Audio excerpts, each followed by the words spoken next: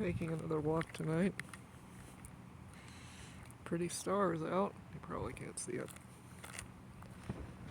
Yeah, my mom's ashes was sent out today from Science Care. I have mixed emotions. I know it's gonna hurt when they land. It's ridiculous to be getting your mom's remains through the mail. There's just something about that just seemed wrong. Almost kind of disgusting in a way, because she should have had a decent funeral, not this. But that's what we got. I prefer my mom being alive. I still feel like I'm in a daze. I feel like I'm gonna walk in the house and she's gonna be just fine, and vascular dementia never happened, and this has just been some kind of weird mental disorder or something. But no, it's actually making me have a mental disorder. I don't sleep very good. When I do, I wake up so terrified. I don't know. It's just weird. I think that's why I don't like to sleep, because I wake up very confused, very like I'm reliving it again, like I'm repeating, telling myself mom's gone, the world's telling me mom's gone over and over again, because I just don't want to still believe it. And I'm still having that feeling of just not right. I don't like being in that apartment alone, but I'm forced to do it. Looking for work. It's hard to concentrate on anything but that. I haven't had any time to even go and see if I could get checked out or anything. I got a appointment on Tuesday at 4:30 for my clinic down here, but I don't know what they're going to do. What are they going to do? Basically, they're just going to tell me to get over it. It's just your mom. It's not like she was important. But yeah, I go through patterns of not wanting to even be alive. It's hard to feel, because I miss her. I miss having somebody to talk to. Even with her vascular dementia, I'd talk to her. Not always did she understand, but I had someone to talk to, and she would reply. And she was alive. Now I have no one. I'm just lost. What am I supposed to do with the rest of my fucking life? Probably live on the streets.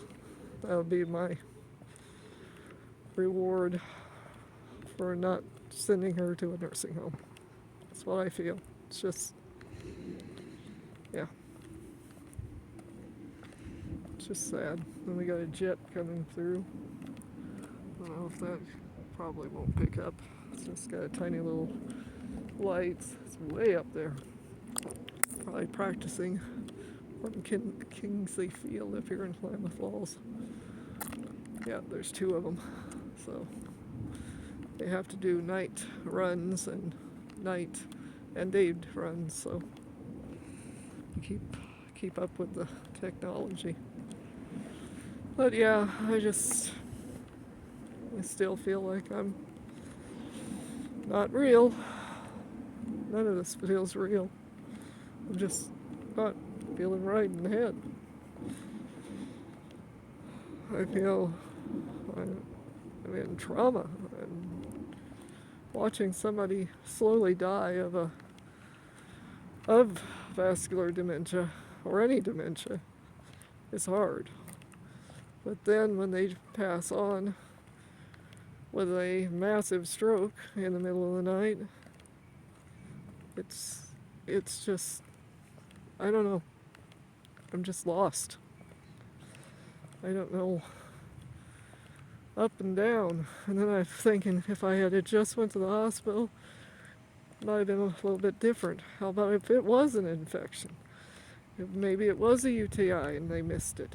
How about if she was able to get better? Then I think, well, most likely it was a stroke. But I just keep on questioning everything. It's driving me insane. I basically am insane. Because I keep on thinking, my mom, well, I kept on thinking from the time she started her symptoms. I thought, oh, I can save her. There's got to be an answer out there, and I never got any answers because when you're on Medicare, on Medi-Cal, they don't give a shit if you live or die. Let's just face it. If they can pump a pill in there, makes them like the industry. If it's simple, they can just pump up a pill. But if it is something complicated, they don't give a shit if you live. If it's something that's going to take more than a pill or a Band-Aid, and hell, they wouldn't even give her a Band-Aid. Hell, I used office tape and gauze on her leg when it opened up. She had an ulcerated vein that she'd been dealing with since 1984. That's what they would do. 2019, it tried to open up again. They just basically put gauze on there and put a strip of office tape on. When you look above where she was sitting, it was bandages of all sorts. But no, they couldn't do anything like that because that would have costed them money. And Medicare and Medicaid, or Medi-Cal or Medicaid, what the hell ever she was on. She was on two things. It wasn't going to pay for anything fancy, not for somebody poor. It's sad. I'm terrified to go to a doctor because I know what they're going to do is just pump me through full of pills, send me on my merry way, and if one of the pills make me drive off the road, well, at least we don't have to pay for her anymore. Yeah, I'm not trusting of the medical system either. I think they suck, especially for poor people. If you're rich, yeah, you probably could get treatment, but they're going to milk you for everything you got too. Most likely they'll let you live. So yeah, it's just one of those things. Life sucks. And my poor mom had to suffer through all of this and got really nothing for it except massive stroke one morning and 6 days of hell going to her grave. And she don't even get a grave because I couldn't afford the funeral. So I had to donate her body because, let's face it, the hospital was going to ship her over to their place, and then they probably get a little percentage of that body charge every day also, because it's all a racket. Let's just face it, it's all a racket. And they know how much Medi-Cal will pay out, and they know how much Medicare will pay out, and that's about all you get. And they are going to milk that for what it is worth, and then when that's over, you can go suck it. Because they are not going to care if you live or die. They didn't care if my mom lived or died.